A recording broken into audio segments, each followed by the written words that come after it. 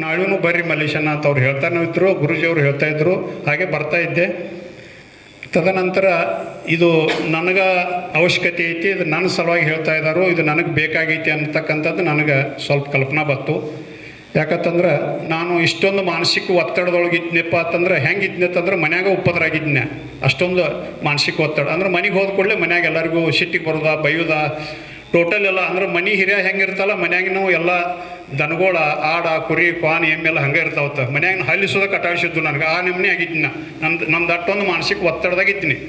ಅಂಥ ಸಂದರ್ಭದೊಳಗೆ ಈ ನಮ್ಮ SSY ನನಗೆ ಭಾಳ ಸಹಕಾರ ಆಯ್ತು. ಯಾಕಂತಂದ್ರೆ ಕಳೆದ 22 ವರ್ಷದಿಂದ ನನಗೆ high BP, high sugar.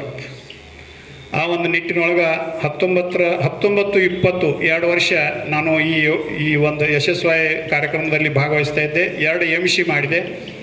MC ಆದ ನಂತರ ಅದರ ನಂತರ ಕೊರೋನಾ ಸ್ಟಾರ್ಟ್ ಆಯಿತು. ಕೊರೋನಾ ಸ್ಟಾರ್ಟ್ ಆದ ಕೂಡಲೇ ಇದು ಗ್ಯಾಪ್ ಆಯ್ತು. ನೋಡು, ಗ್ಯಾಪ್ ಆದ ಕೂಡಲೇ ಗುರೂಜಿಯವರಿಗೆ ನಮಗೆ ಸಂಪರ್ಕ ಕಟ್ಟಾಯಿತು.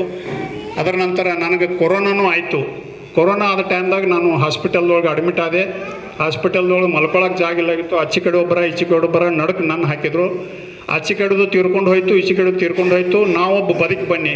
ಹೆಂಗೆ ಬದುಕಿ ಬನ್ನಿಪ್ಪ ಅಂತಂದ್ರೆ ಇವತ್ತು ನಾ ಗುರೂಜಿ ಮುಂದೆ ನಿಂತು ಮಾತಾಡ್ತೇನಪ್ಪ ಅಂತಂದ್ರೆ ಅದಕ್ಕೆ ಜೀವಂತ ಸಾಕ್ಷಿ ಅಂದ್ರೆ ಗುರುಜಿನ ಅಂತ ಈ ಸಂದರ್ಭದಲ್ಲಿ ನಾನು ಹೇಳ್ತೇನೆ. ಯಾಕಂತಂದ್ರೆ ಅವ್ರು ಹೇಳಿಕೊಟ್ಟಂಥ ಪ್ರಾಣಾಯಾಮ ಆಗಲಿ, ಕೆಲವೊಂದು ನನಗೆ ಅವ್ರು ಎಕ್ಸರ್ಸೈಜ್ಗಳನ್ನು ಹೇಳಿಕೊಟ್ಟಿದ್ರು ಈ ಕಾರ್ಯಕ್ರಮದೊಳಗೆ. ಅದನ್ನು ನಾನು ಅಲ್ಲಿ ದವಾಖಾನೆ ಒಳಗನ ಮಾಡ್ತಾಯಿದ್ದೆ. ಡಾಕ್ಟ್ರ್ ಅವರು ವಿಡಿಯೋ ಕ್ಯಾಮ್ರಾದೊಳಗೆ ನನ್ನ ನೋಡ್ತಾಯಿದ್ರು. ನಾನು ಏನು ಮಾಡ್ತೇನೆ ಅಂತೇಳಿ ವಿಡಿಯೋದೊಳಗೆ ಮ್ಯಾಲೆ ಕೂತ್ಕೊಂಡು ಡಾಕ್ಟ್ರ್ ನೋಡ್ತಾಯಿದ್ರು.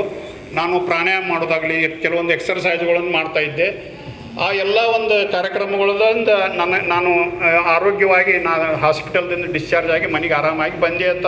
ಅದಕ್ಕೊಂದು ಕಾರಣ ಅಂದರೆ ಇವತ್ತು SSY ಕಾರಣ ಅಂತ ಈ ಸಂದರ್ಭದಾಗ ನಾನು ಮನಸ್ಸಾಕ್ಷಿಯಾಗಿ ಹೇಳಿ ಬಯಸ್ತಾ ಇದ್ದೀನಿ.